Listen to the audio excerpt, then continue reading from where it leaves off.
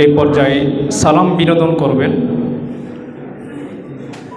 হুব্বে রাসূল কনফারেন্সের আয়োজকদের অন্যতম একজন আল বারাকা ট্রাভেলসের স্বত্বাধিকারী মাওলানা আব্দুল কাইয়ুম সাহেব। তিনি এখন আপনাদের সাথে পরিচয় হবেন এবং সালাম বিনোদন করবেন। আসসালামু আলাইকুম ওয়া রাহমাতুল্লাহি ওয়া বারাকাতুহু।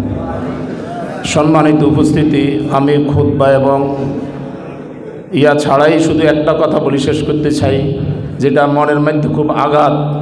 কারণ আমার হাতে সময় নেই, আমি রাত্রের 2টার আগে এয়ারপোর্ট পৌঁছতে হবে, সকাল 5:30 আমার উমরার ফ্লাইট, এই জন্য আমি এক্ষণে যাইতে হচ্ছে। আমি শুধু এই কথাটাই বলি, নোয়াখালী জেলা ওলামায়ে কেরামের মেন ঘাঁটি, যেই শুধু বেগমগঞ্জ যেই পরিমাণ মাদ্রাসা আছে, উত্তরবঙ্গে কয়েকটা জেলা এই পর্যন্ত এই পরিমাণ মাদ্রাসা নাই।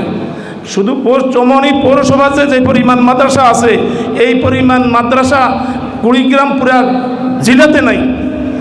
তারপরও এই আমাদের চৌরাস্তা, বজরা এবং এই ছোটোখাটো যত একলাশপুর, রঞ্জনবি যত বাজার আছে, প্রত্যেক বাজারে হিজবুত তাহিদের শয়তানরা মহিলাদেরকে দিয়া পত্রিকা বেচাইতেছে। এটা আমাদের জন্য দুঃখের জনক।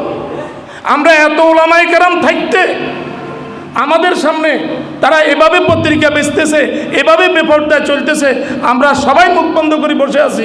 আমাদের কি অবস্থা হবে একটু চিন্তা করি।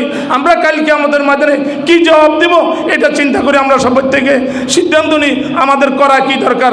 আমাদের মুরব্বীদের কাছে আমার এই অনুরোধ, এই ব্যাপারে আপনারা একটা কর্মসূচি নেন। আল্লাহ আমাদেরকে আমল করার তৌফিক দান করুক। আসসালামু আলাইকুম রহমতুল্লাহ।